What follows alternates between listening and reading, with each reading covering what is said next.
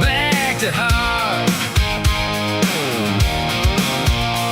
Sun still rising on a worn out town, paint peeling off them old brick signs. Folks work hard, keep their heads down, trying to hold on to better times. Used to leave your door unlocked at night, now everybody's got a camera on. Still got faith if we get it right, we can fix what's gone wrong. Ain't about talk, ain't about show, it's about the way we live, the way we know. Let's get back to dirt roads, back to porch lights, never standing up when it ain't polite. Cold beer, hot true stars up above, a little less noise and a whole lot of love. Red, white, blue ain't a trend we chase. It's sweat on your shirt and calloused hands grace. If we're gonna stand, we don't stand apart.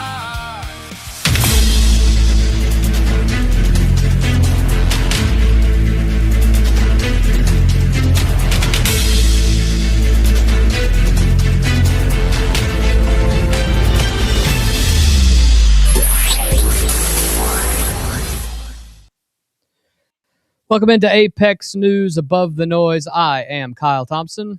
And I'm a little bit early, Craig Blanton. We're all a little bit early today. Craig, we are opening tonight with breaking news out of a federal courthouse in Greenbelt, Maryland.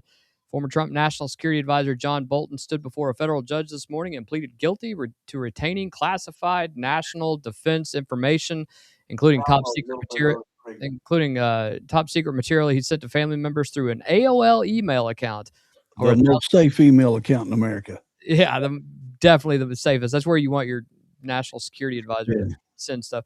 Over 1,000 pages over 7 years, and Iranian government hackers subsequently got into those accounts.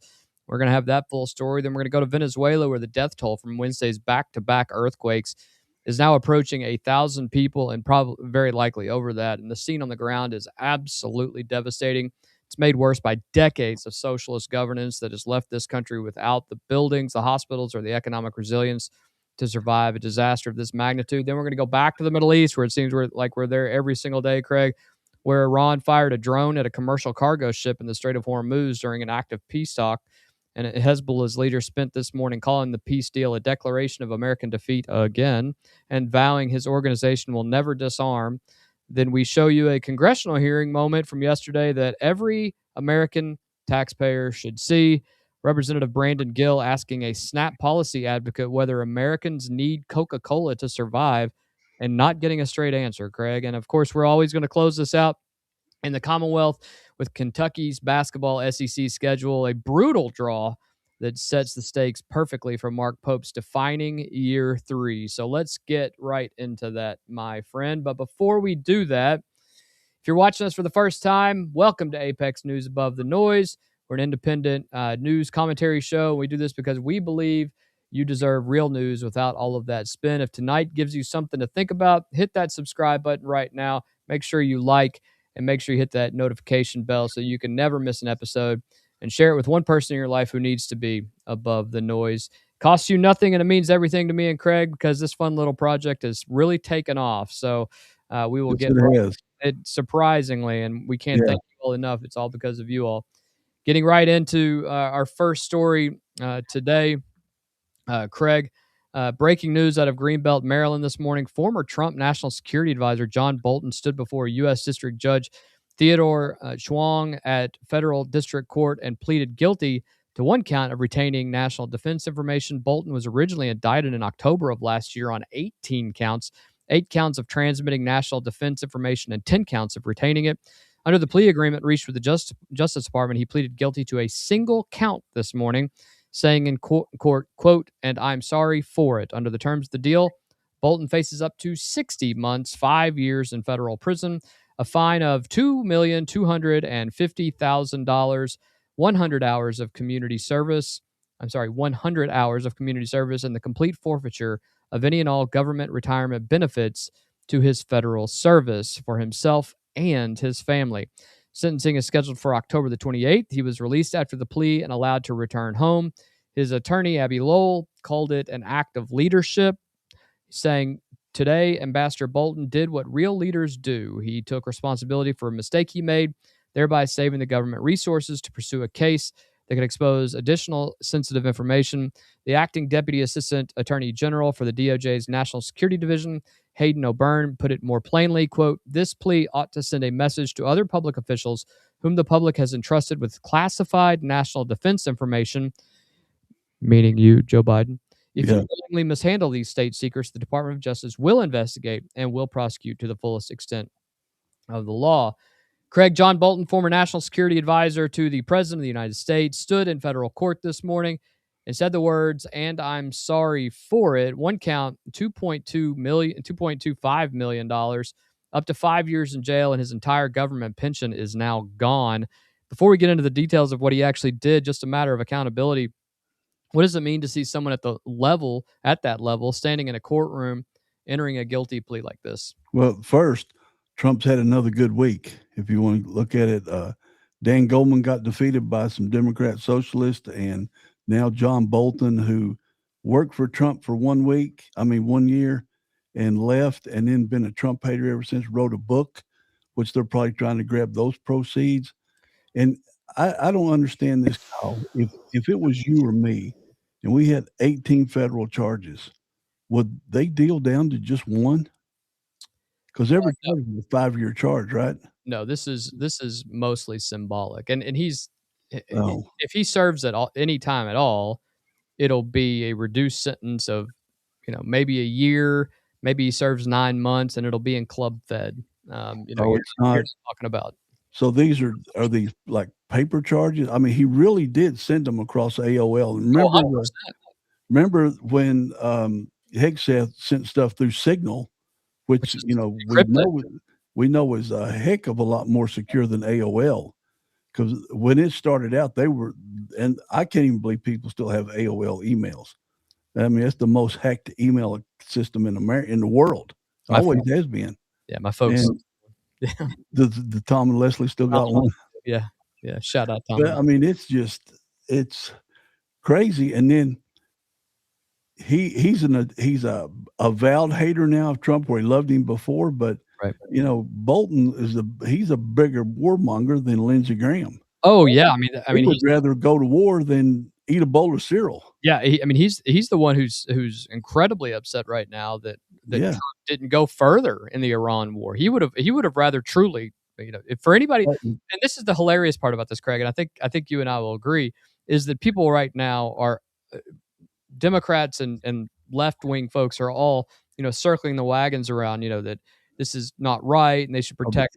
They love John Bolton. They don't understand that John Bolton is a warmonger. He would drop bombs on every country if he could. Yeah, there's cartoons. Yeah, he's become a meme today after this of like John Bolton's a psychiatrist. He said, "Well, you'll feel better if you bomb Tehran today, right? Or you'll exactly right. If you're hungry, go to the store and get a box of cereal, and while you're there, drop a couple bombs on Iran, and you'll feel more full." Just those kind of things. This guy apparently he's got lots of ties to the defense industry, but he would rather go to war than answer the door. I mean, this guy is the number one warmonger in America. Yeah, very, very much so. And let's be specific about what John Bolton pleaded guilty to this morning, because the details do matter, and they matter enormously, and they're more damaging than a lot of the coverage is letting on. From April of 2018 through August of 2025, a 7-year span that includes his entire time as National Security Advisor and 6 years afterwards, Bolton took handwritten notes about his daily activities in the White House. Those notes included what he was hearing in meetings with U.S. intelligence officials, military officials, and foreign leaders. Some of that information was classified as high as top secret. Bolton then typed those notes into a diary-like transcription and sent more than 1,000 pages of them, 3 novels, to 2 family members, his wife and his adult daughter. How are they not bigger charges than this? It's just unbelievable. He used commercial, non-governmental messaging apps, an AOL email account, and a Google email account, which is just one step below, AOL. The FBI found digital and printed copies of these materials at his home in Montgomery County, Maryland. Let those words sink in. 1,000 pages of top secret national security information transmitted through AOL. The idiocy of it all is just mind blowing. It was apparently done as Bolton was working on his memoir, the book that became, quote, The Room Where It Happened, is the title of that book. And here's the detail that has received almost no coverage this morning. After Bolton left the Trump administration won in 2019, hackers believed to be associated with the Iranian government gained access to his personal accounts. Yep. Classified information Bolton sent to his family members through personal email, information potentially classified as high as top secret, was sitting in an AOL inbox that Iranian government hackers subsequently penetrated. The national security implications of that sequence of events are absolutely staggering at this point. Craig, how do you process the scale of how dumb this was that It's Bolton committed? galactically dumb. I mean, and if he really wanted to get away with it and just end it all, he should have just called Hillary and said, "Hey, where'd you get the bleach bit? And let me clean my servers." That's the worst part about this, is there was no effort in trying to hide. He was bold. I mean, why would you send it to your wife and child? Why would you do that? The only thing I can think is potentially sending them material saying, would this be a good thing to include in the book? Would But that your child? was I that mean, you can maybe trust your wife to keep it in the inner circle, but your child is going to go tell everybody that, "Oh, look what Well, my daddy saw on Trump." well, she's an adult. I mean, you, Right, but still, she's a young adult. yeah, it just depends on what the purpose really was. I mean, maybe she's a literary You're agent. I being a don't know. lawyer now, aren't you? I'm You're trying. being a lawyer. I'm Yeah. trying to give him as much leeway as possible. I don't think I would send national security information to my adult daughters who are 24 and 21. I just don't Yeah. think that would happen. But that's Right. just me.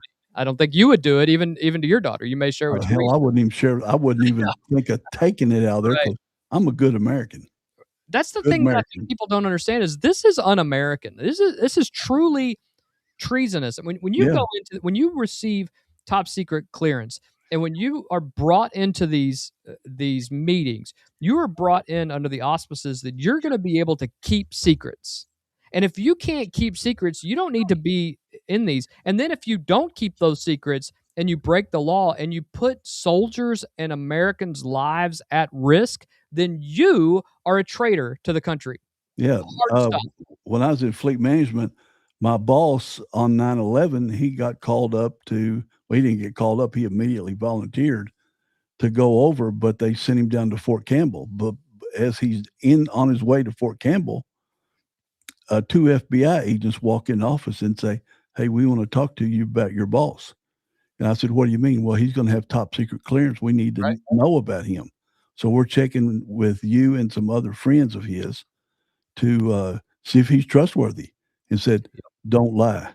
I mean, they were deadpan serious. Don't lie. Yeah. And so I understood exactly what it was. And he got his clearance. So, that's all good. I've had family members and I've had people who have worked for me. I've other things, people who've had to go through that clearance process, and it is extensive. And They were there an hour and a half. yeah, and sometimes these political folks, I feel like, don't necessarily go through the same vetting process, and I think that is the real issue here.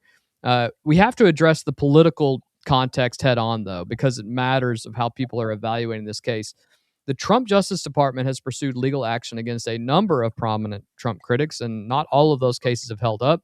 Charges against former FBI Director James Comey were ultimately they haven't been dropped fully, but Right. they're working their way through. An initial case against New York Attorney General Letitia James was also dropped. Those cases generated legitimate questions about whether the Justice Department was being weaponized for political retribution. No doubt. John Bolton raised exactly that argument in his own defense, at least early on, with Abby Lowell running to the media saying that, claiming this prosecution was motivated by Trump's desire for revenge for his public criticism of the president. But here's the critical difference between the Bolton case and the other ones that we've talked about. And legal experts across the ideological spectrum have made this point clearly before this morning, but all through the day today. Stacey Young, a former DOJ attorney who founded an organization of former DOJ staffers, specifically concerned about the politicization of law enforcement, said the Bolton case is legitimate and different from those other vindictive cases the DOJ had pursued. The judge who had handled this case, an appointee of President Barack Obama, not a Trump loyalist, reviewed the evidence and accepted the plea. Most importantly, Bolton himself stood up in court this morning and admitted he did it. You do not get to cry political persecution and then plead guilty in the exact same Right. way. The law on classified information handling is not ambiguous. It is black and white. It does not carry an exemption for former officials who become media personalities and book authors or presidents in many cases, or presidential nominees, whatever. John Bolton knew better than almost anyone in the country that what the rules were, and he chose not to follow them. And today he's going to face the consequences. Craig, He chose to profit from them by writing the book. That's exactly it. And you and I talked about this 2 months ago when this story first came out, and we said it would not shock us if the amount of penalty that he receives is somewhere around the amount that he got for his book deal, and it was right on it.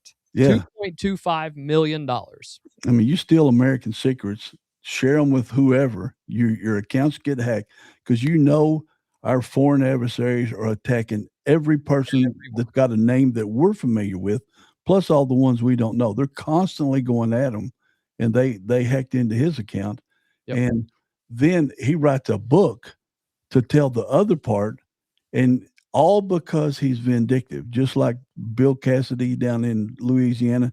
He's going to vote against Trump every time because he got beat. I mean, these people, and remember, the Democrats hated John Bolton.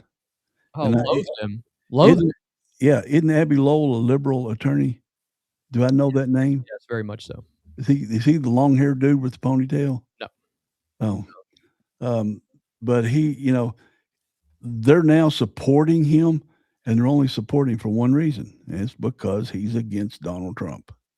Not being a traitor, not sharing national secrets, nothing like. They don't care about none of that. It's just because he went after Trump. Well, and they're all choosing the same attorney, which I always find interesting, because Abby Lowell represented Hunter Biden and Letitia James. Which I'm going to find a picture of that guy. Not shocking. Abbey? Abbey Lowell. Sentencing is set for October the 28th, and the range is significant. The judge has full discretion in this matter. He could sentence Bolton to time served, to probation, or to the full 5 years. He will not serve the full 5 years. The $2.25 million fine and the complete forfeiture of his government pension, that's the thing that stings. That's probably the most right. I'm going to look up how old Bolton is. The pension is arguably the most meaningful accountability measure for a man of Bolton's background. The acting deputy AG's statement today was aimed beyond Bolton himself. It was a message to every current and former official who thinks the rules about classified information handling are for other people. They are not. Sandy Berger stuffed classified documents in his socks. Hillary Clinton ran a private email server. David Petraeus gave classified notebooks to his biographer. John Bolton sent thousands of pages of top secret information to his family through AOL. Every single one of them thought the consequences would not find them. Every single one of them was wrong. The classified information system exists because lives depend on it. Not only soldiers, but other sources in the field, things that matter. Every single one of these people is wrong. It exists not only because people's lives depend on it, but our country's safety depends on that. Today's guilty plea, whatever sentence follows in October, is a reminder that the law means what it says. Yeah.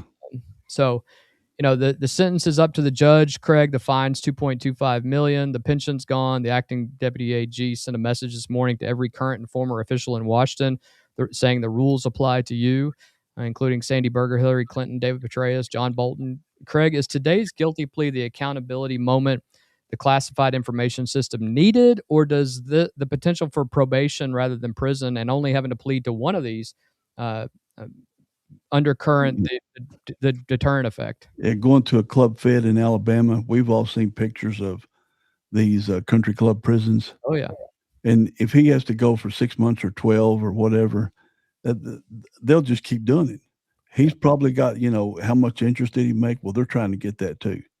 They're going to get everything he made off that book. If he's 77, he's losing his pension. He's losing all his money. He's now going to be not trusted ever again, and no more private jets, no more flying across the planet. Correct. This is going to hurt him. This is, because he's in relatively good health. He's not going to drop tomorrow or nothing. He But will, he ain't he got no money. He better hope he's got some benefactors. he will be picked up on MS Now, MSNBC, whatever it is, Probably. real quick. Real. Yeah. If Brian But Williams it's can just, find his way back soaking John. it's you and I would not get away with this. No, we'd be under the jail. Yeah, we'd be under buried under the jail. The elites that are associated with the people, they're always treated with kid gloves, and normal Joe American would never get the same breaks, or they don't get released. We'd be locked up the whole time waiting on the trial, 2 years for the trial to get there. Very likely. Very likely. Well, we just covered a story about a man at the highest level of national security who sent 1,000 pages of classified information through AOL and got caught. Now we go to Venezuela, where a natural disaster struck a country that socialism left with no capacity to absorb the blow, and nearly 1,000 people at this point are dead. We're going to go to a humanitarian catastrophe unfolding in the Western Hemisphere on Wednesday in the evening, June 24th, while millions of Venezuelans were at home celebrating a national public holiday. That's also the worst part, is that it was a national holiday. Right. So a lot of people were home. Two powerful earthquakes struck northern Venezuela in rapid succession. One of these alone would cause tremendous damage. Back to back, it is just Which is super rare. Very, very rare. And the 7.2 was first, and then the 7.5 was second. 1 minute later. Yeah. A magnitude 7.2 struck near San Felipe and the Uruguay state at 6 minutes past 6 in the evening local time.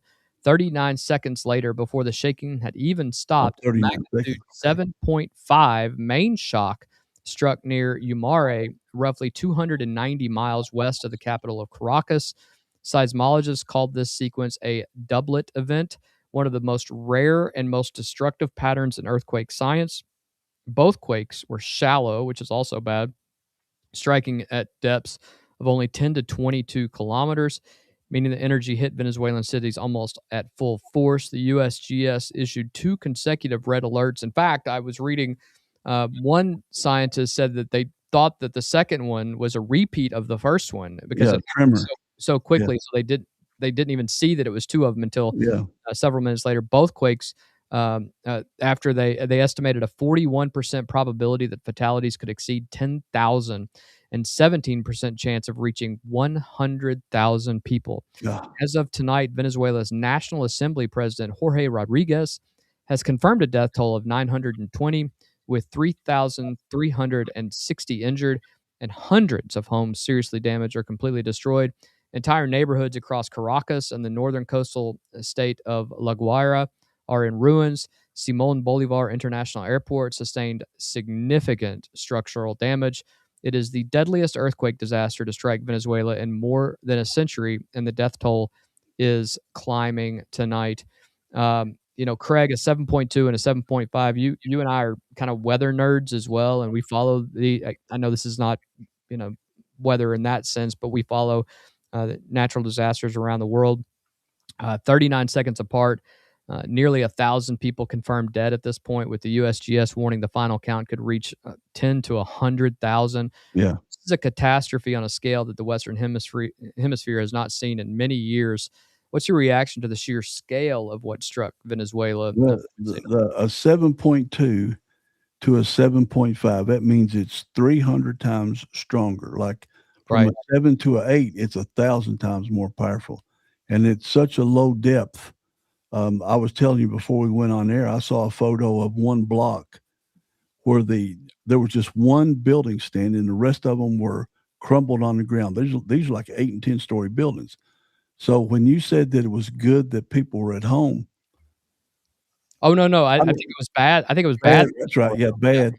I don't know. Now, granted, Venezuela, their people, not many of them have jobs, but if it was an American city and it was that time of day, and they're all at work in a building, and ours would be a 50-story building. It collapsed, and we had bunches of those. But you can see in that photo right there, these are just concrete. Yeah. I looked at some of the pictures. I didn't see no rebar in them, or very little rebar. And with this country when they couldn't afford a loaf of bread for 100,000 Venezuelan dollars, whatever they are, they're not maintaining nothing. Like in July, we got 3 bridges on the interstate right by my neighborhood that are going to go under maintenance. They're not even 2 years old. I don't know what they're maintaining, but these buildings were probably never checked from the time they were built. Certainly not. And they were probably built through corruption, payoffs and save money here and pocket money there. And see, there's no rebar in none of that either. No, you don't see any rebar in any of that.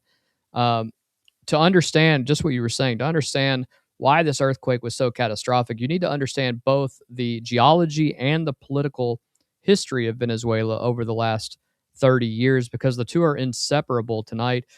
Venezuela sits on a massive strike-slip fault zone straddling the Caribbean and South American tectonic plates, a fault system geophysicists compare directly to California's San Andreas Fault, as many of you all have heard of And that. look at the building codes in California. Yeah. They're strictly earthquake proof. Yeah. Caracas itself sits in a deep sedimentary basin, which amplifies seismic waves the way a bowl amplifies sound. When a 7.5 magnitude earthquake hits above a shallow fault and the energy runs directly into a sedimentary basin, the results are almost always catastrophic. But geology alone does not explain 920 deaths and counting.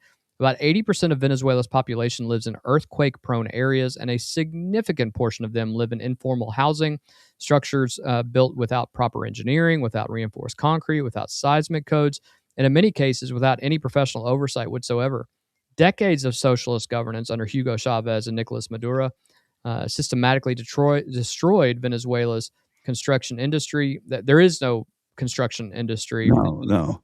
And 85% of the population is like beyond extreme poverty. Extreme poverty. Yeah. Yeah. Gutted its engineering institutions. There are very few professional engineers in the country.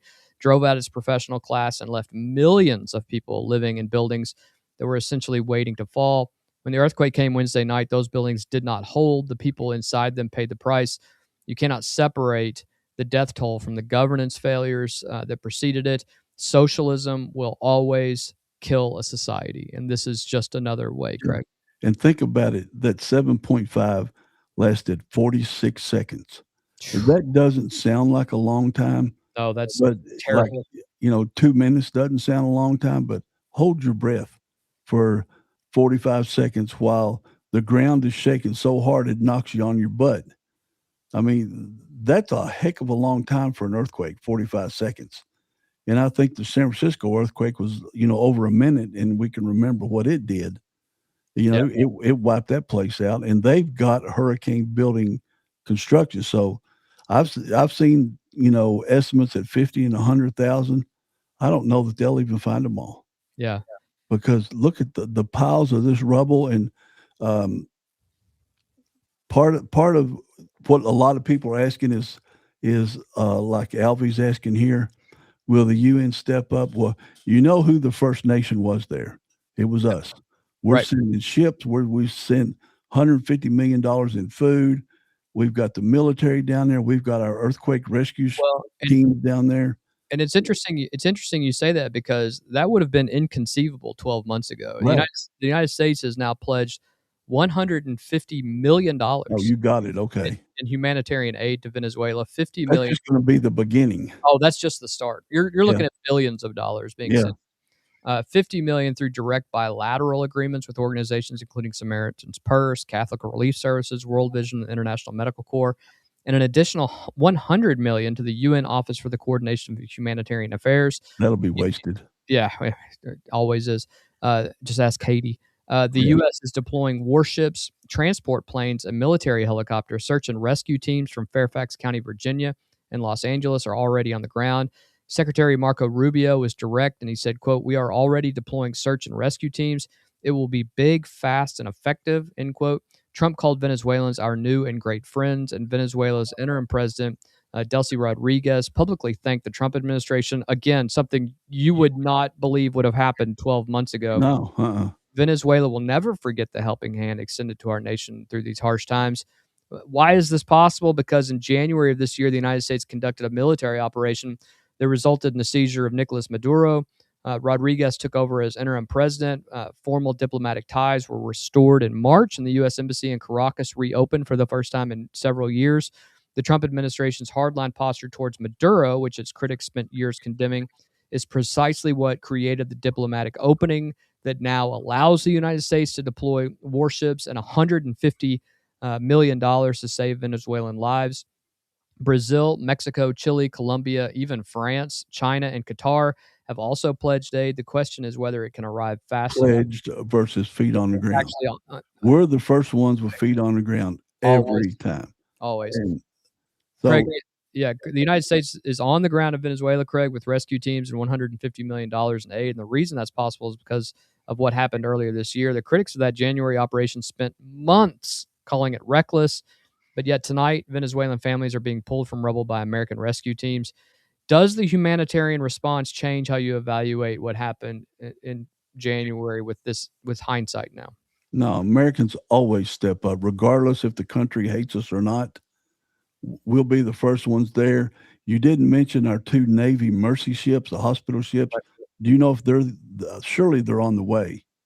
They have not announced whether they're on the way yet or not. Okay, because like when the Philippines had that tidal wave or tsunami, yeah, of course we're the first ones there. We've had the hospital ship there for a year, and we're always first on the scene, no matter what. We would have helped, I believe, even if Maduro was there, he would have welcomed our help then.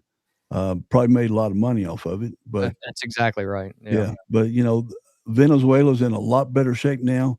There's to recover better, to build back better, because we'll help them build them back.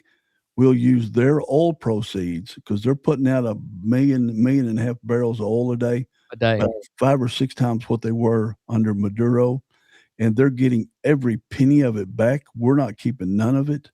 We might manage some of it to where it's not wasted or where their corrupt politicians can't steal it.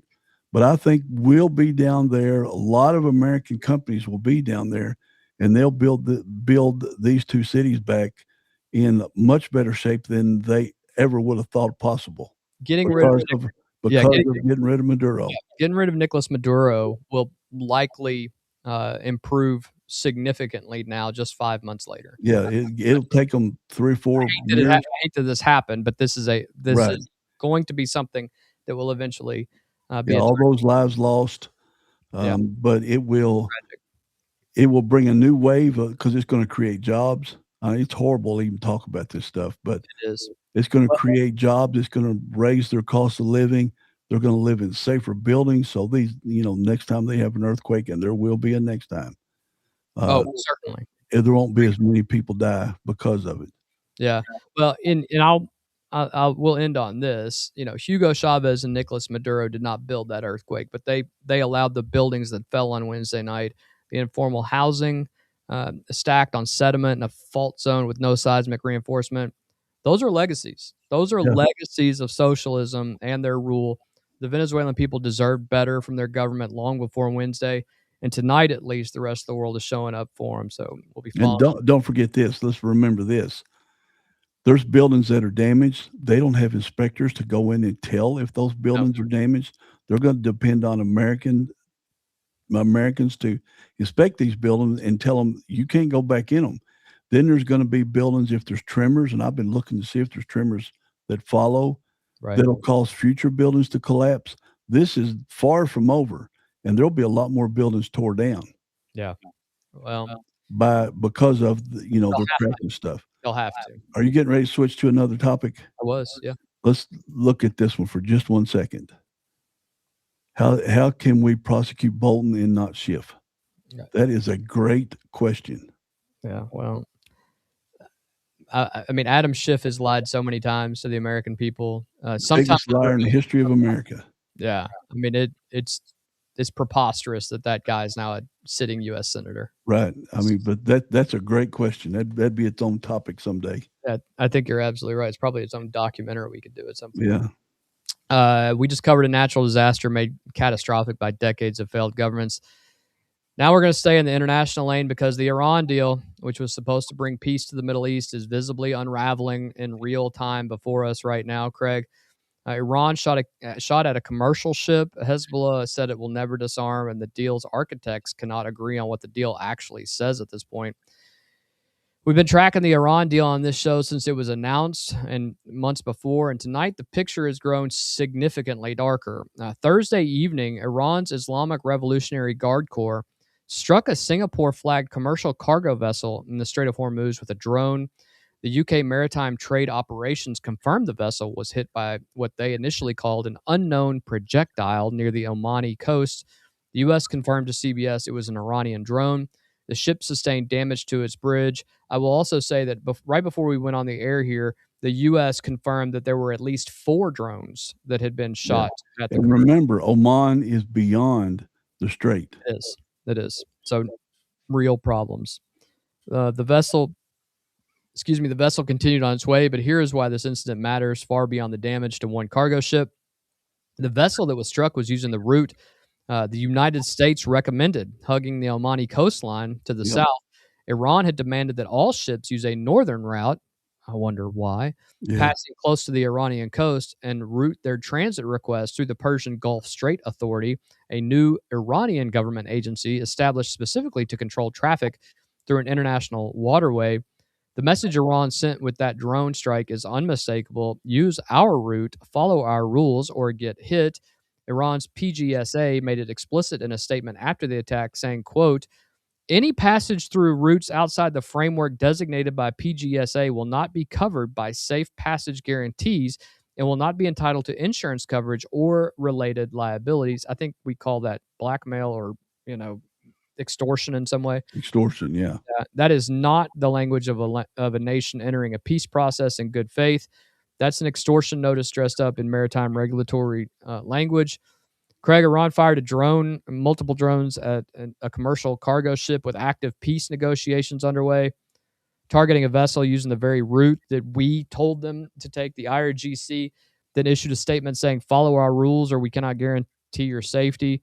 What do you call a government that shoots ships during a peace process and then tells the world it's the ship's fault for not following their rules? The fractured government, because who's leading it? Is the President Iran and their legislature that's negotiating with the U.S. via Pakistan, or is it the IRGC that has free rule of anything they want to do? Because the ships trying to get through there, I know you're going to talk about the sailors in a minute, but the ships trying to get through there, they don't know what to do. And Trump can't do nothing back because Congress has tied his hands, not officially, not by legally, but through that resolution. And if Trump does go back at Iran, then it'll be used against both sides in politics in the upcoming elections. Yeah. So we're handcuffed. We being America's handcuffed. Europe ain't going to do nothing because they're too scared. And it doesn't. Whatever agreement signed, it's not worth the ink. I agree. They sign their name with. It's not worth the ink out of the Sharpie that Trump or J.D. Vance would sign it with, because they will violate it immediately. Remember the ceasefire? Yep. It was broken 2 days by Hezbollah. 48 hours. Yeah, and this, they launched 4 drones to blow up. It was a cargo ship, not oil tanker, right? Yeah, that's correct. So it's a cargo ship. So oil tankers are double hulled, but so they might survive the drone attacks. But what's the point? Yeah. What is the point trying to negotiate with these fools until you get rid of the IRGC? Nothing's going to happen.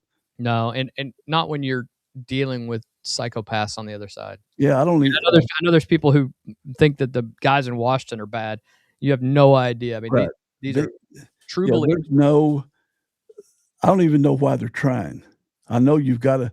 I guess they're trying because of the headlines, or it's just unbelievable that it's still going on, because you can't believe nothing that Iran or anybody associated with Iran says. Nothing.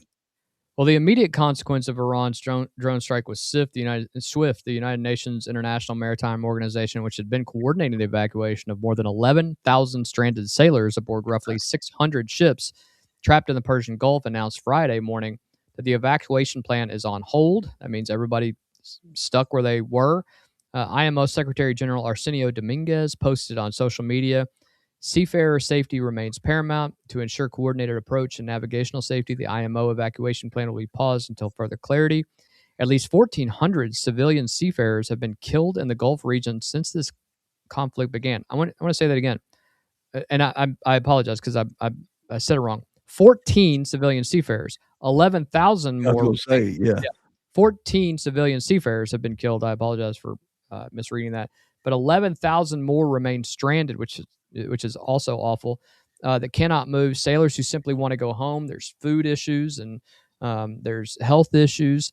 The pause is indefinite, and Iran's deputy foreign minister gave the answer on whether safe passage could be guaranteed Friday morning.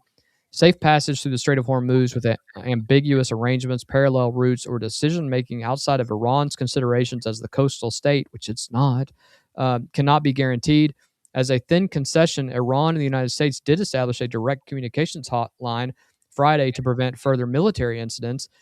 I don't know what that's going to do. Right. Iran just won't answer the phone. Stop it. Yeah. But a hotline established after you've already shot at a ship and it is a statement about what you think the rules are, is not a commitment to follow them. Craig, 11,000 sailors still stranded. Evacuations have been paused. 14 are already dead. The United States has already lifted the naval blockade and issued a sanctions waiver. At what point does the administration have to publicly acknowledge the deal as currently structured is not working? They don't have to, because we can see it every day. Right.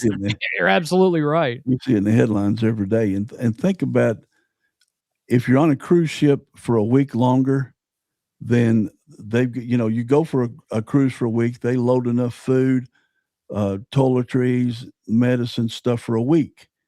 But then you get stuck out there because the engine goes bad and you're out there a week and a half. Brutal. People start panicking. So now you're in 85-degree heat in the Gulf. You're out of food. You've been there 3 months. Yeah. You got rockets flying over your head in both directions. So you're mentally beat down. You're starving. Probably your toilet facilities are all broke. Oh. And bathing, all that kind of stuff. It's beyond horrible. And we can't go in and finish the job. And that's the whole thing. We need to turn Israel loose. And just because they know where the IRGC commanders are, and then the next one step up, blow them away too. Yeah. That's the only way this is going to change. Because if we walk away, and I'll ask you this, I don't think we get any manufacturing stuff through the strait. I know we only get like 2.5% of our oil, and we've replaced that already with Venezuela. Right. If America walked away, it will not hurt America a lick, not a bit. Well, it won't, only except for the fact that it'll affect Europe. And right, but that's not America. Europe's not America. That's what I'm saying. But we do trade with Europe, and so if it slows down there, let's look at it another way. Maybe the goods that Europe is buying that travel through the Strait of Hormuz, they say, well, that crap's too expensive. It's unsafe. We're going to start buying it from America. It's not a bad result. The problem is, I mean, just what. Or would Europe step up to go protect the munitions? Yeah, right. Not munitions, the products and the oil that goes through the strait. If we walk away, because that's what our government wants, that's what half the country wants, or maybe 60% of the country wants, we walk away, what happens then? Well, I guess the other question is, what happens if the United States just throws their hands up and says, no, we're just going to put everything back the way that it was prior to January. We're not agreeing to anything. We're going to go back home if you all don't want to play. If you all don't want your sanction relief, if you all don't want, building funds that other countries can utilize, if you don't want your money to be released back to you, if you don't want, all of these things, then, that's fine. Do what you want to do. We go back over and protect the Western hemisphere. And then at that point, it's just on like Donkey Kong with we rebuild Venezuela. Between America's the number one oil producer right now. Venezuela, before Chavez took over, was number 4. They had an economy equal to Japan's, greater than what Poland's is today. People don't realize how powerful an economy Venezuela had before they went socialist. 100%. And so all that oil is still in the ground. All those workers are there. Another benefit, we rebuild Venezuela. All of their illegal Venezuelans that are in the United States, they might go back home and help make Venezuela even better. It could. So, I mean, we could just wash our hands of the Arab world and say, Europe, it's your baby, because they're coming after you anyway. They're not coming after us. Well, this was all created because of what Europe did after World War One. I mean, that's what this is. This is 100 years that has built up after European ideology was that they could carve up the countries to their own legacies, same thing in their Africa. dynasties, and Same thing in Africa. that's what has added to this. So, well, how long have the Arab neighbors been fighting each other? 6,000 years, 6,000 years. Yeah. Well, Friday brought a second major development that cuts to the heart of whether this peace framework can ever deliver what it promised. Hezbollah's General Secretary Naim Qassem delivered a televised, I don't know how this guy's still alive, address Friday to mark Ashura, and he was unambiguous on every question the international community has been trying to resolve. On disarmament, Qassem flatly refused. The resistance will continue with its presence, its organization, its decisions, and its capabilities. It is now the cornerstone of Lebanon's independence and liberation, and it will remain so. He dismissed disarmament as Israel's agenda. On Israel's presence in Lebanon, Qassem demanded Israel leave humiliated and defeated. Good luck with that. And that is exactly what will happen. On the U.S.-Iran deal itself, Qassem called it an official acknowledgement of the defeat of the United States and Israel, echoing the language of Iran's chief negotiator used earlier this week, just 2 days ago. And Israel is not withdrawing at this hour.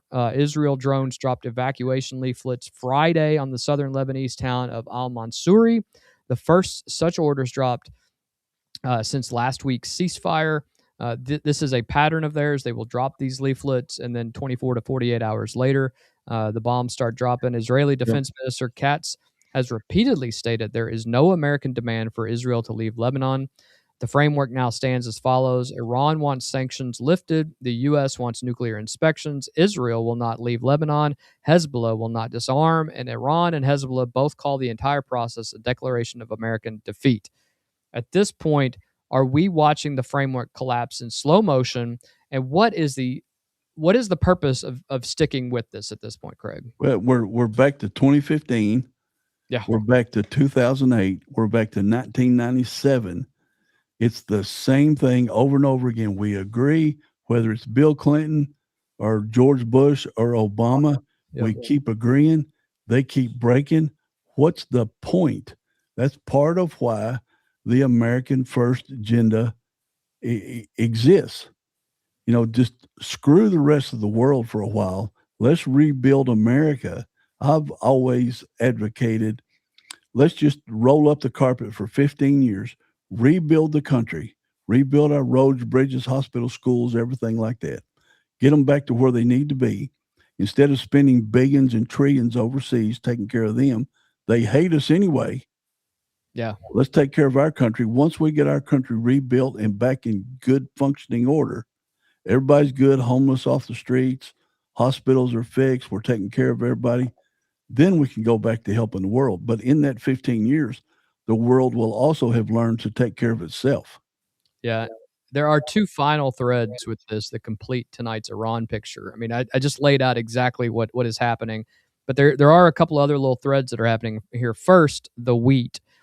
President Trump held an event in the Rose Garden with American farmers and told them on camera, quote, "We have another new market coming up, and that's called the lovely country of Iran. We're going to be taking some of their money and we'll spend it. We're going to be buying wheat, soybeans, and corn, a lot of it. And that process is going to be starting pretty soon," end quote. Iran's chief negotiator, Ghalibaf, went directly on social media to call it false. The only crop we're harvesting is what you planted. Decades of mistrust. That's a cold burn, by the way. Right.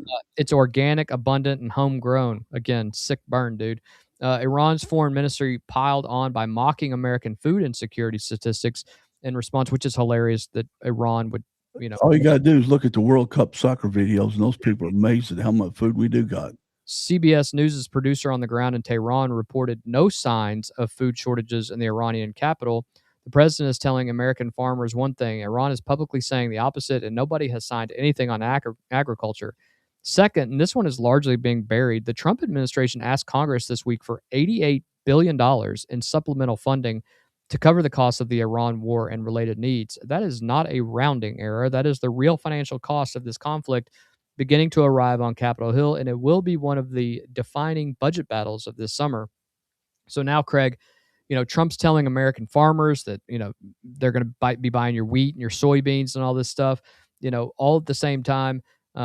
We have a Gulf freighter that has drone damage because of what's going on. When you stack all of it up, the ship strike, the IMO pause of getting the sailors out, Hezbollah refusing to disarm, all of this stuff that we says, how do you describe where this peace process actually stands tonight? And over the next week, what do you expect is actually going to happen? A bunch of back and forth that means nothing. If Ukraine, if Iran doesn't buy their wheat and soybeans and stuff from us and corn, then where are they going to get it? Because they used to get it from Ukraine, but Russia's bombed the crap out of Ukraine, and Ukraine supplied 30% of the soybean and wheat for the entire planet. Yeah. That's why I keep saying Russia can't even beat a bunch of farmers. So that's the Ukraine market's cut off for Iran. They're in a 7-year drought. Tehran is about to run out. They're projected in 16 months to literally run out of water. Their dams are at their lowest level since they built them. So I don't know where they think they're going to get food from if they don't buy it from us. CBS's own people are saying it, Craig. If CBS says there's no food insecurity, and we have to believe that, right? Well, sure, why not?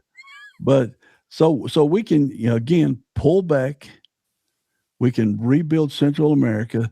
They will buy our grains and our farm products. Yep. Because, with all the, I saw a graphic this morning, 2/3 of South America has now switched to the leaders that lean to the right. Yeah.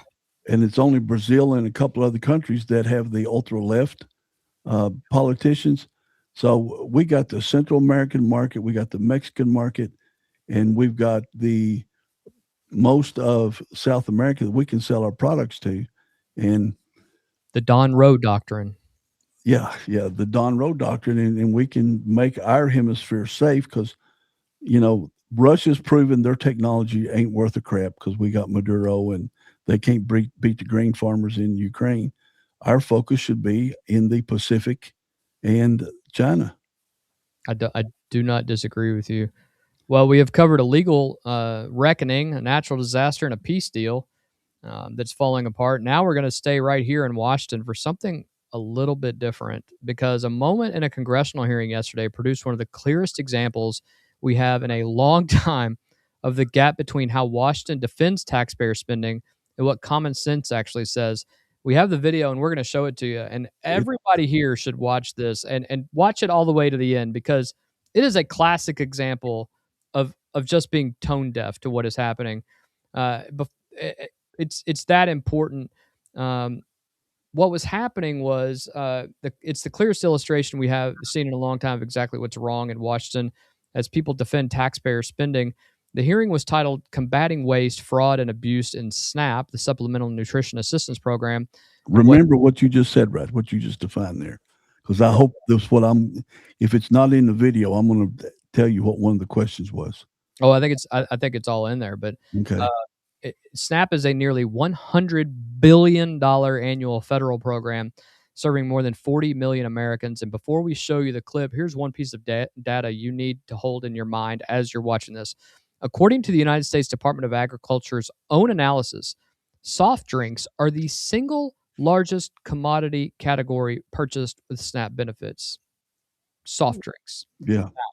SNAP stands that let's be clear here. That's not chicken. That's not bread. That's not milk. Soft drinks, more than any other single item. SNAP stands for Supplemental Nutrition Assistance Program. The operative word in that acronym is nutrition.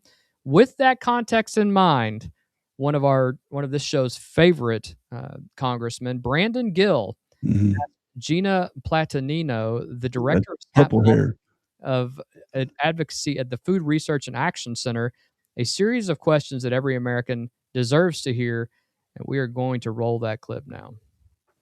Thank you, Mr. Chair, for holding this hearing and for your intense and steadfast work on combating waste, fraud, and abuse. We certainly appreciate it. I know taxpayers appreciate it. And thank you to the witnesses for taking the time to be here.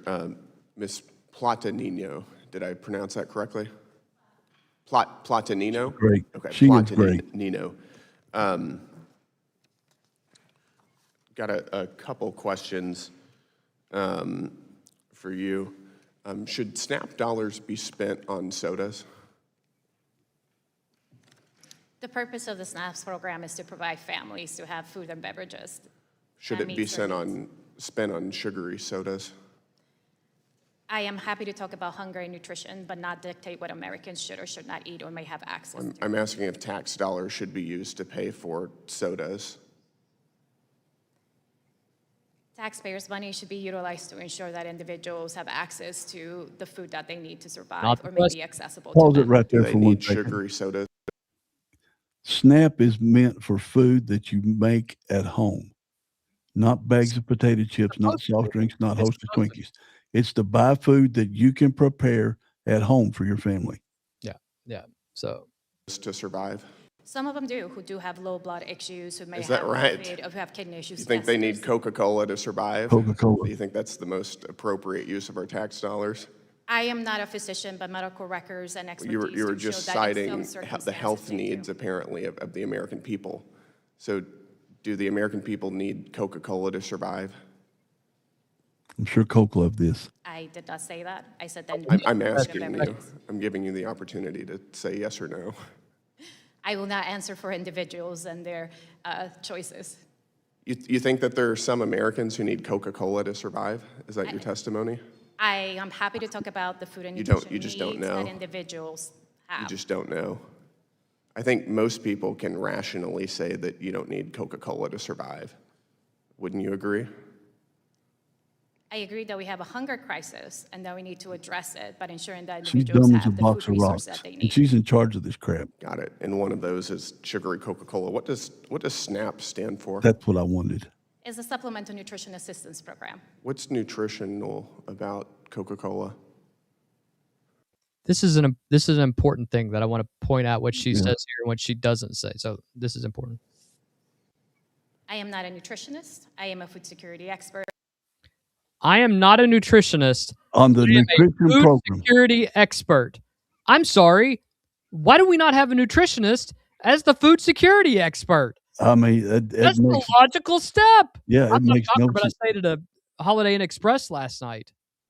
No, this is common sense what you're saying. I mean, it's just And ensuring that individuals have the food resources that they need. This is a common sense question. All of these have been common sense questions. I'm just asking you, is there nutritional value to sugary sodas? It's the There It's a I- yes or no question. see the I am not fall? an expert. I would have to look at the dietary guidelines. You're not an and look at everything. expert. I don't think that there's nutritional value to sugary sodas. I think most people in this room would agree with that assessment. But you have no opinion? I'm here to talk about the food needs and the hunger crisis that individuals here in America are Are you facing. that ideologically dug in that you want our tax dollars paying for sugary sodas, that you will not, in a straightforward way, admit that sugary sodas are not healthful for the American people? I think that focusing on soda when people are going hungry. We spend a is an lot of issue. our tax dollars are spent on soda. That's why I'm asking about it.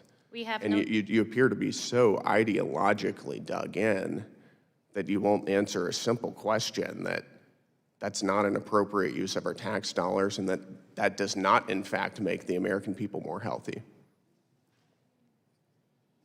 I won't answer because there's no data sort of proving that. Do you need data to Oh, determine God. whether Is she kidding me? she doesn't have any data that proves that sugary sodas are not good for you. She's not looked at the data that proves sugary sodas. Did she not go to high school, like, health class? Did you? I mean, what do you need besides Hey, common sense? how many? Let me ask this: how many? Before we continue, how many times have you heard other people say, you see them loading up all their stuff with their food and their Hostess Twinkies, cookies, everything, nothing nutritional in their basket, Right. and they pay for it with their EBT card? I've heard so many stories about people getting so upset Oh Say, yeah. we're paying for this, and they're not buying the stuff their children need. Well, and I think that adds to the obesity crisis and the diabetes crisis that we have No doubt about it. a true crisis. I mean, it's and again doesn't take common sense. He's about to touch on something that is so crucial and angers me as a taxpayer, just like you are, Craig, and the folks who are watching us. But what angers me so bad is the underlying why of what she's doing. Here we go. Drinking soda is healthy? I think I'm facts sorry, it's a serious question.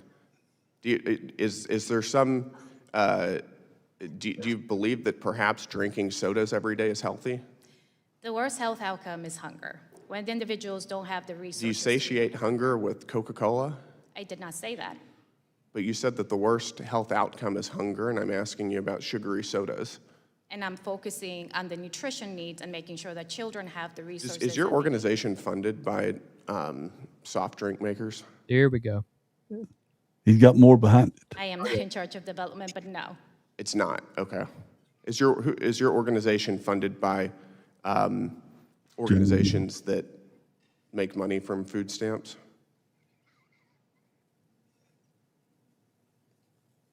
Caught. Do Yep.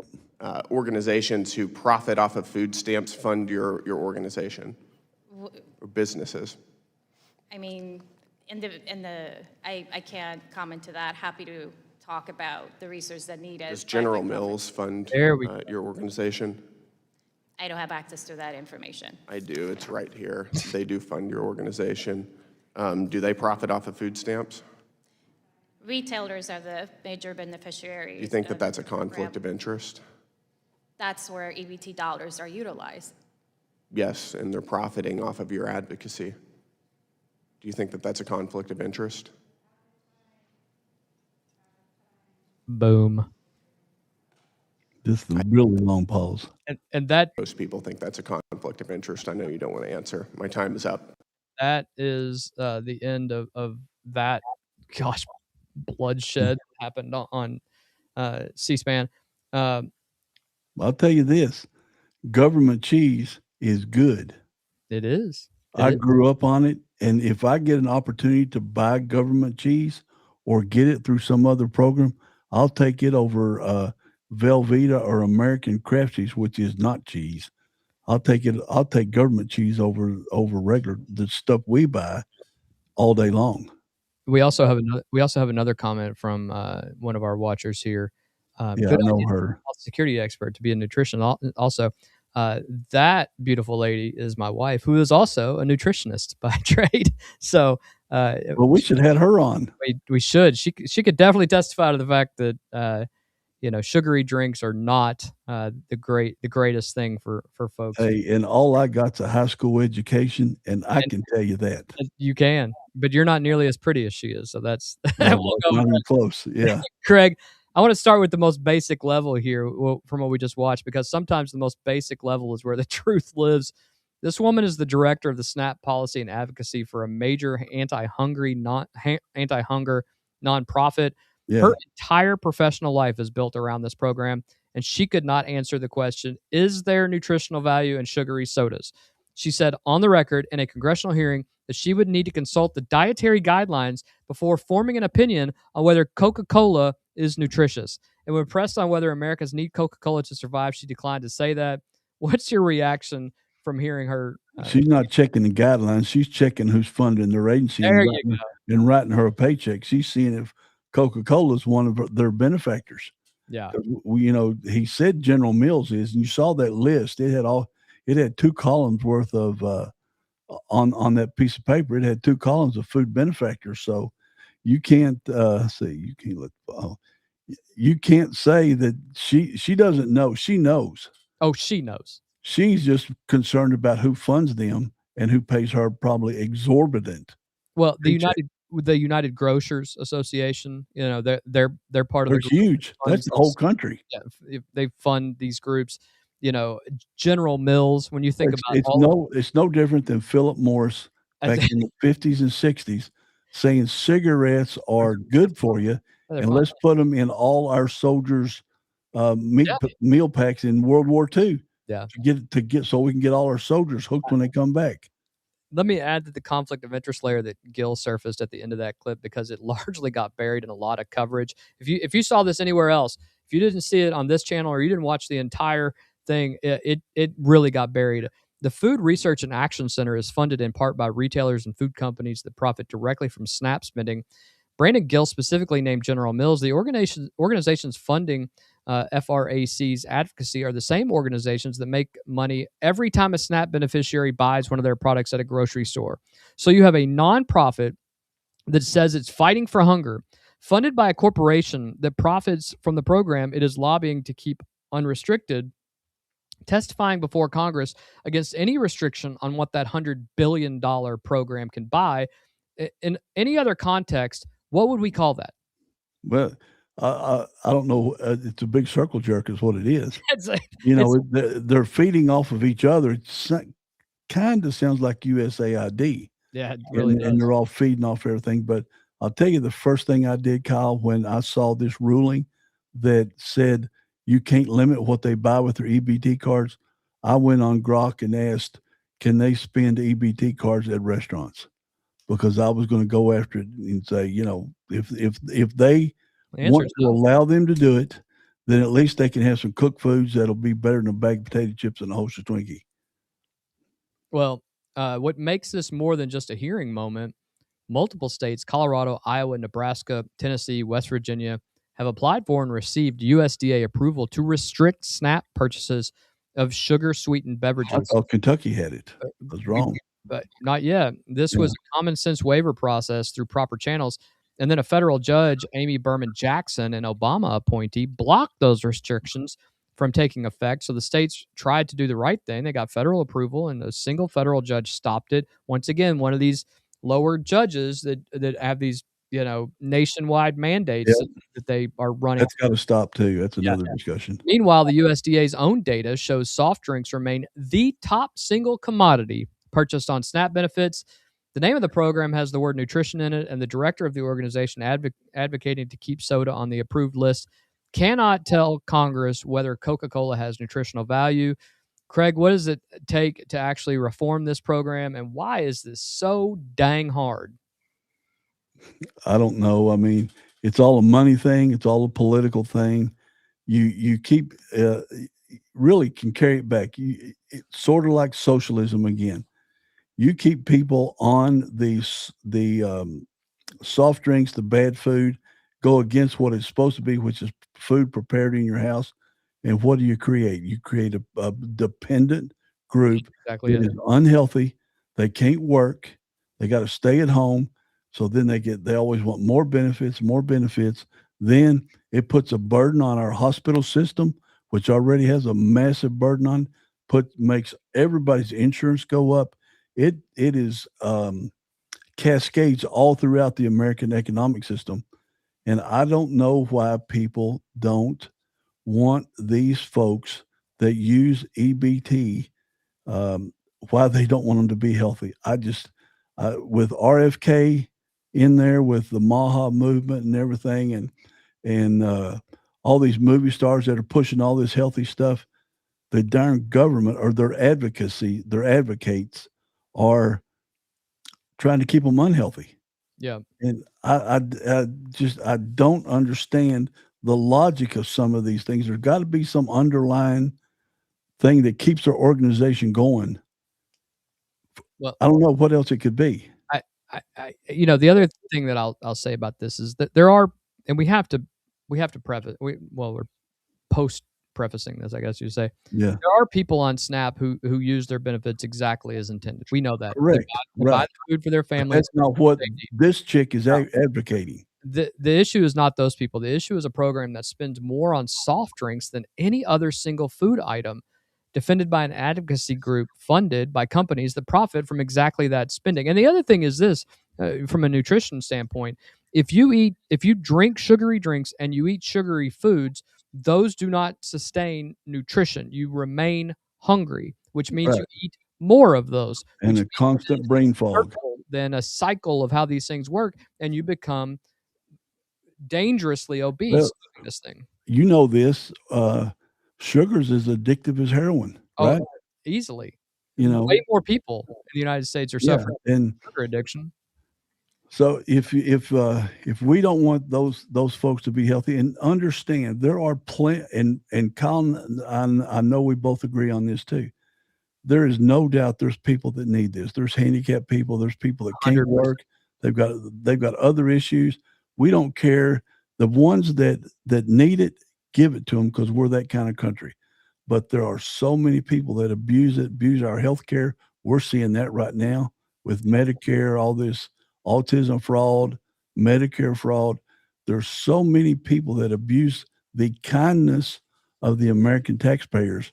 And all we're trying to do is correct it, or all they're trying to do is correct it. Yep. And every time they do, they get some judge, hand-picked judge, and some activist judge says, "No, we love free everything, and no restrictions on whatever people do." Yeah. Well, the question that Brandon Gill asked, and you and I have shown our love for Brandon Gill's. Yeah, we're fans. Hearings. He is a master at asking these questions, just very common sense questions. You know, he doesn't pull any punches, and he doesn't yell, and he doesn't, get boisterous. He just asks the questions, and if you can't answer the questions, that tells more than him and John Kennedy and the fellow from Tennessee. John Kennedy's TikToks now are my pure entertainment. Every night that guy, what he does. But what Brandon Gill asked to this woman was, do the American people need Coca-Cola to survive? And now I love Coca-Cola. And when I played this clip for Jen earlier, she said, I need McDonald's Diet Coke to survive. Now, that's fair, right? But it's not a trick question. It is the most common sense question you can ask about nutrition programs. The fact that it could not be answered straight, and she gave a bunch of different answers, tells you everything you need to know about why this program costs $100 billion and keeps counting annually. It's 1.4% of the federal budget, and I think under the total health where all this falls, it's around 5.1%. Yeah, we're full of numbers, aren't we, Kyle? We are. Numbers scream, right? Isn't that what you say? Yeah, words talk, numbers scream. That's right. Well, we just watched a congressional hearing moment that says more about Washington's relationship with taxpayer money than any budget document could ever say. Now we close tonight right here in Kentucky. Mark Pope's team just got its SEC schedule, and Big Blue Nation needs to understand what's coming. You ready to get into it, Craig? Yeah, let's go. All right. Okay, let's go.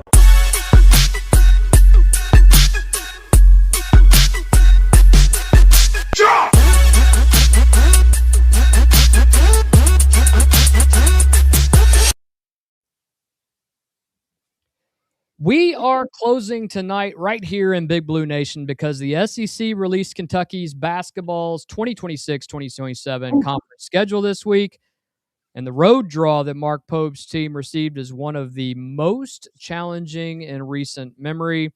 Let's get right into it. Kentucky's SEC home schedule at Rupp Arena includes Alabama, Auburn, Arkansas, Texas A&M, and a home as usual with Tennessee and Vanderbilt, and Ole Miss, which is the Wildcats. Yeah, I don't understand that one. Well, every year you get a rotating mirror. Oh, okay. All right. That's you have two that are guaranteed that you're going to have. That's Tennessee and Vandy because they're common, I don't know, rival. Border rivals, yeah. Yeah. And then you turn around and now you have one mirror that will mirror you in the West, and that rotates every year. That is a legitimately strong home slate with resume building opportunities up and down the list. Now, here's where things get tough, and that is the road schedule, because Kentucky will travel to Florida, Texas, Oklahoma, Georgia, Mississippi State, Missouri, and includes road stops against each of Tennessee, Vanderbilt, and Ole Miss as part of those home series. It is 9 SEC road games, 9, and the headliners on that road schedule are not cupcakes. Florida's currently projected by Sports Illustrated as the best team in the country heading into the season. Texas is in the top 20. Texas is in the preseason top 5. Tennessee and Vanderbilt are both projected in the top 15. Alabama is in the top 20. The SEC in 2026 is being called one of the deepest conferences in the history of college basketball. Which 2 years ago we were the number one. And Mark Pope has to go on the road to Gainesville, Austin, Knoxville, and Nashville before he even gets to play a neutral floor game in March. Craig, road games at the preseason at the preseason #1 team in the country in Florida, a top 5 team in Texas and Austin, Tennessee and Knoxville, and it doesn't matter who's ranked in that game, and Vanderbilt, who is Right. also projected in the top 15. That is not a soft road draw for a team that already struggles to win on the road. Last year, we talked about this in tough environments. What does this schedule tell you about what Mark Pope has to prove in year 3? Well, I'm glad we're tall. I'm glad we're fast. Glad we're deep. And I'm glad we're deep. That's exactly right. Because this is brutal, but that's just what it is. I'm worried about Florida and Texas. That's it. I know they've got us picked like 8th in the SEC. Huh? I like your confidence. Well, This is a brutal schedule. I'm telling you, this is going to be a special team. I saw another breakdown today that had Cam Williams at the 2, a 6'8" shooting guard, and had Alex Wilkins as the starting point guard over Diallo. And it's like a 30-minute analysis. I've only got a couple minutes in, but I mean, we would be one of the tallest teams in college basketball this year. Oh, and yeah. We've got the speed with Njai and those other guys. We've got the speed to match the height. And I think that's going to help us, especially against Florida. Florida is going to be so tough this year that I don't think people realize how good Florida is going to be. Barring, their coach leaving or their, a string of injuries. We don't want people to get hurt, but remember Dallas went after their coach. Yeah, and he told them no. Well, I guess the money wasn't as good as what he's Dusty May wasn't Dallas's first pick. He wasn't the Mavericks' first pick. Shocking. And nobody knew what was happening, so that's even more shocking. Yeah. Here's the other way to look at this schedule, and it's worth saying. Is it easier, Bay? Because this is a tough-ass schedule. It is. The same schedule that includes road trips to Florida and Texas also builds the kind of resume that gets a team seeded well in March. Home games against Alabama, Auburn, Arkansas, Texas A&M, Tennessee, and Vanderbilt are not just difficult. They're the kind of wins that move a team up seed lines in the NCAA. They're quad 1 games. They are. Every team in that home schedule is a program that will likely be ranked at some point in the season, and all of them we can guarantee will be in the NCAA tournament. If Kentucky takes care of Rupp Arena and handles business at Rupp Arena, and with 4 7-footers, at least lengthwise as well, Zoom Diallo running the point, what may be one of the tallest starting lineups in college basketball, they should be favored in a lot, if not most, of those home games. They will have the wins to make a serious NCAA tournament case, regardless of how the road swing goes. The non-conference schedule, just like our guy, Old Wildcat, said here, the non-conference schedule opens on November 3rd against Manhattan and includes 6 additional home games before the SEC play begins. The schedule is hard, but it's manageable with some of these, as Dickie V called, cupcakes. Yeah.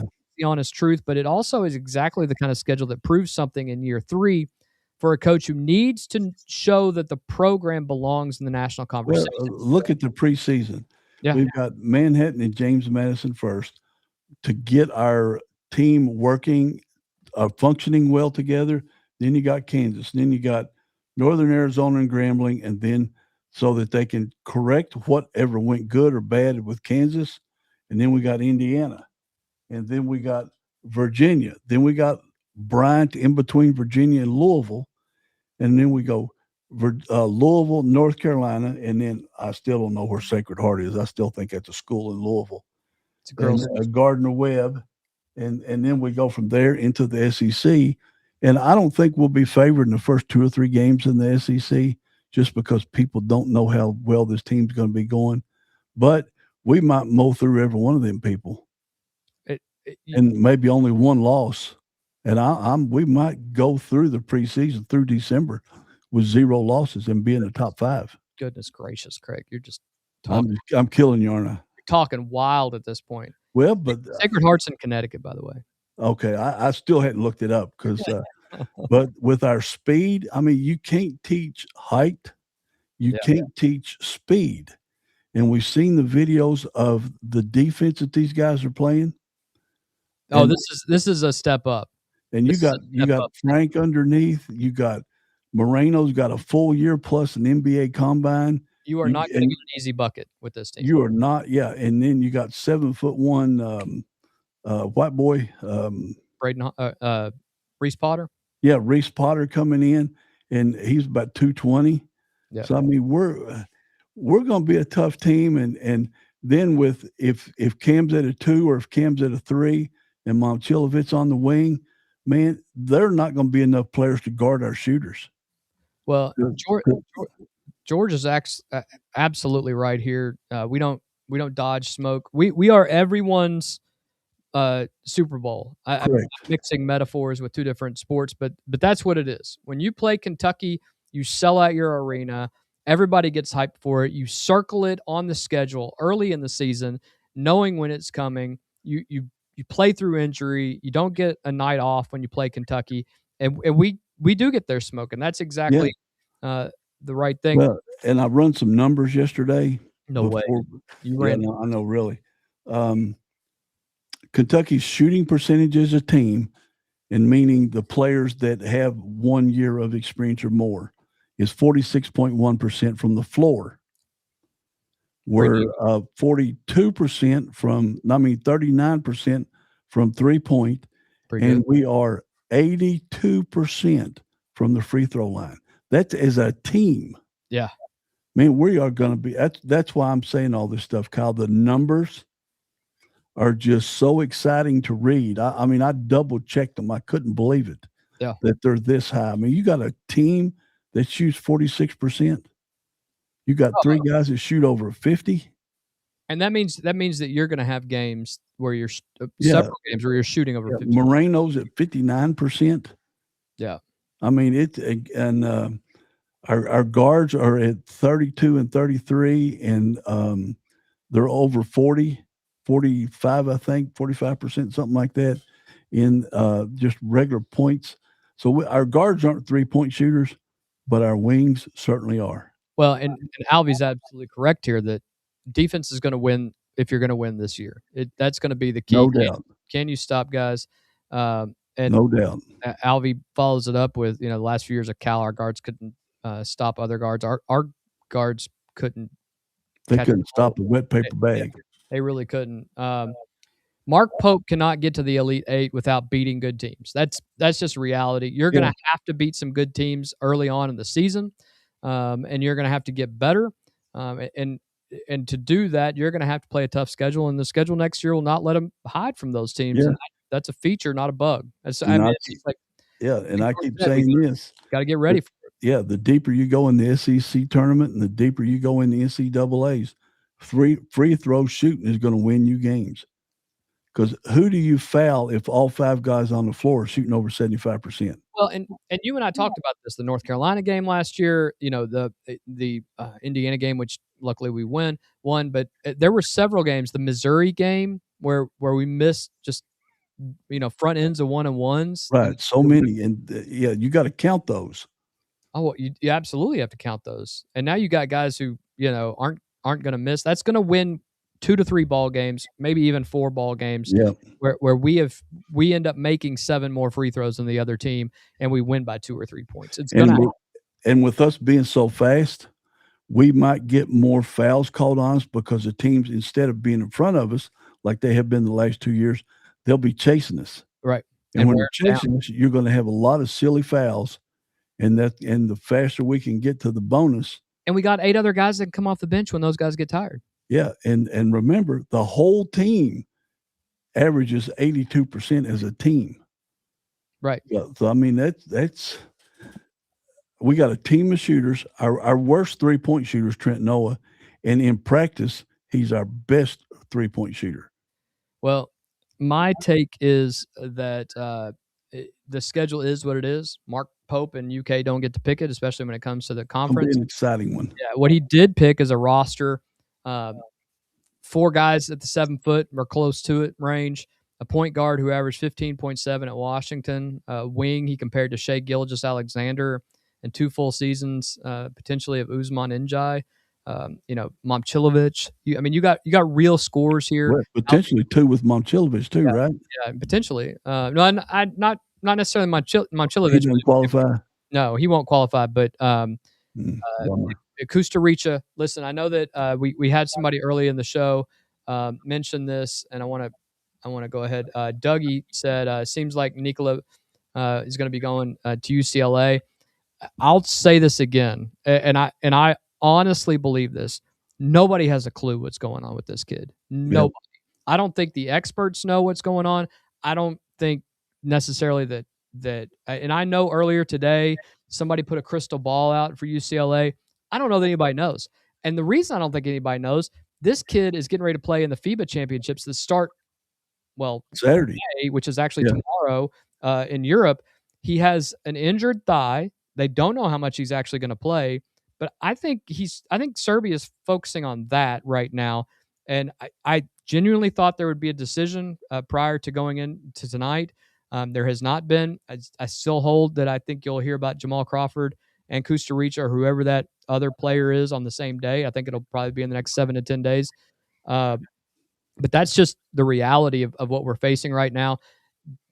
3 weeks ago, we didn't know the name Nikola Costa Rica. Don't get hung up in it.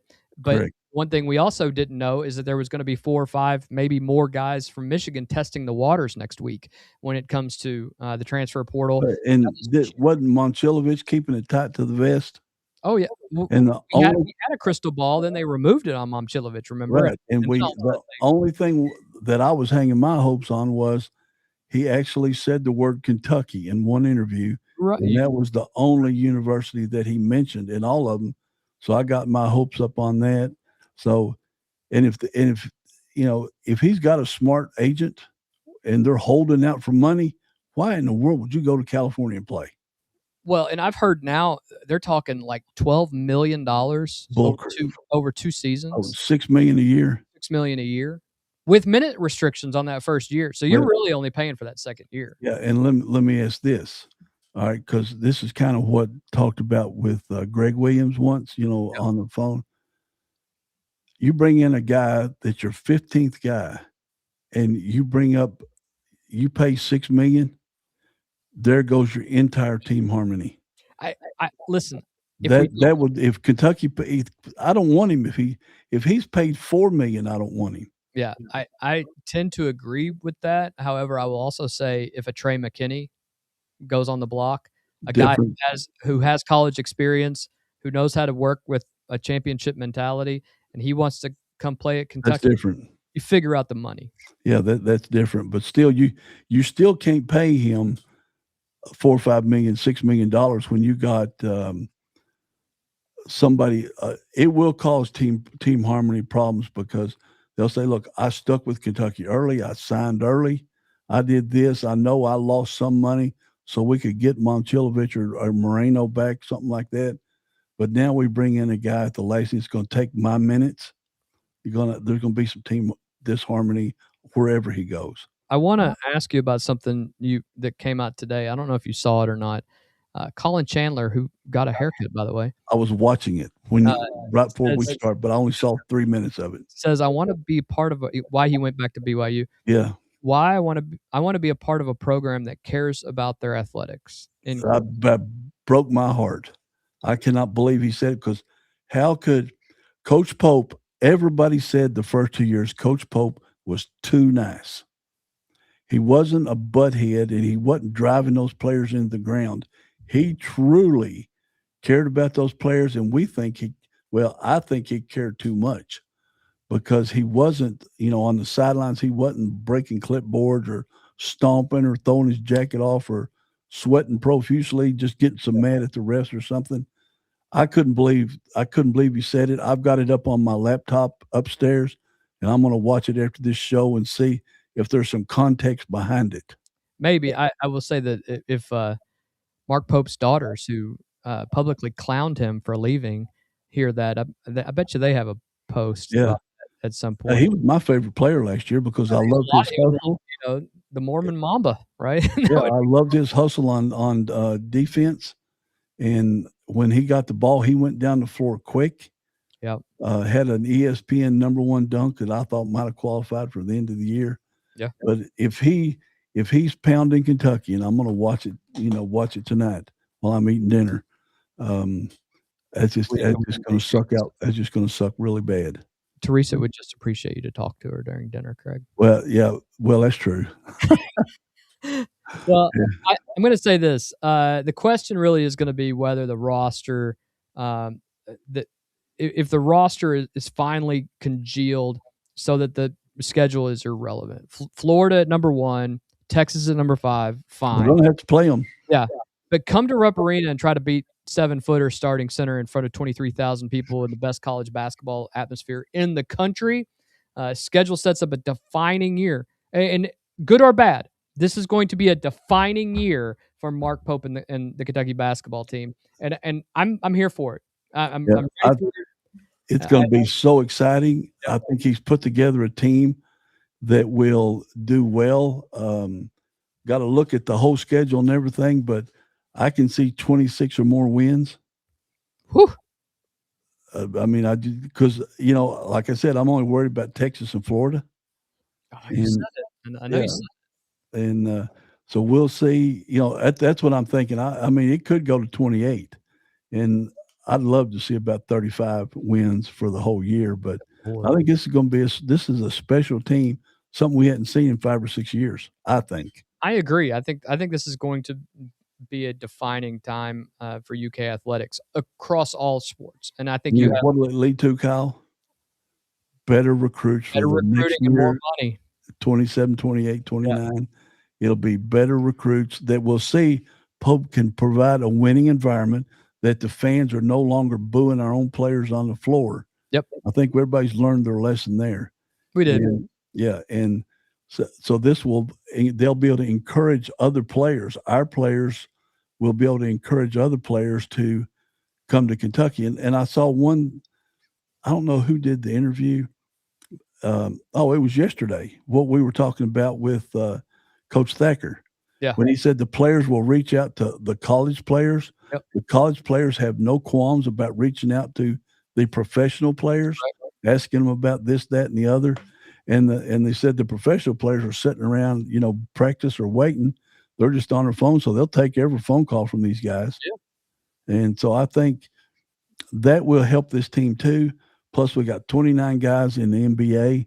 We got all kinds of NBA champions, MVPs, all that stuff that these players can go to also, or the high school recruits can go to.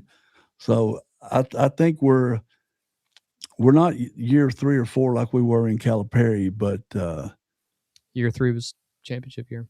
Yeah, we could see that ball right there over my left shoulder. Yeah, that's it. That's signed by every player and the trainer. That's everybody. But it's going to be a special year. It's just going to be a special sports winter. Between football and basketball, it's going to be exciting. It's exciting. You're going to have all sorts of coverage from us as well. It'll be a good time. We'll be on there a lot more than we are right now because it'll be dark at 5:30. Won't be able to do nothing anyway.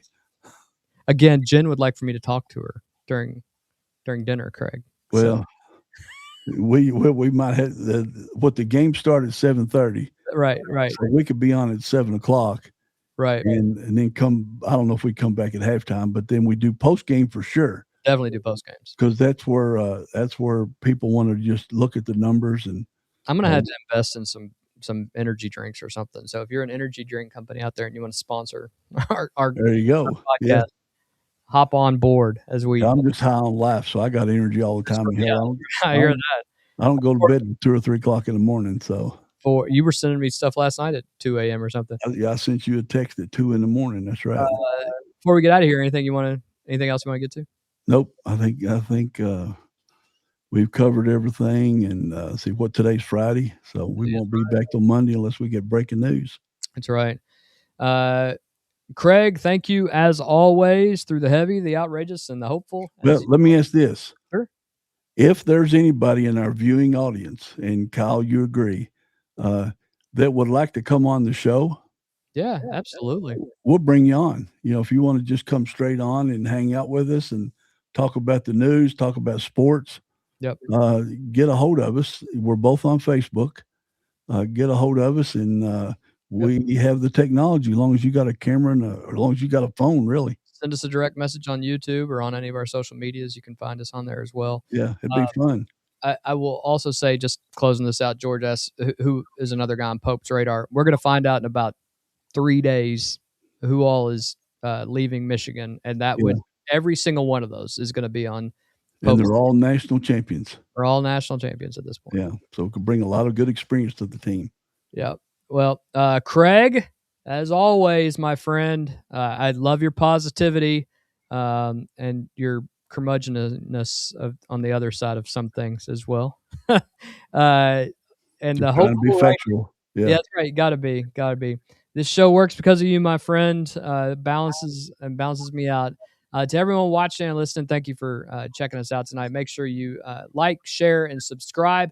Hit that notification bell icon so that you can always be here with us every weekday at any time we're about to go live. So until next time, stay informed, stay sharp, stay above the noise. Have a great weekend, everyone. Talk to you soon.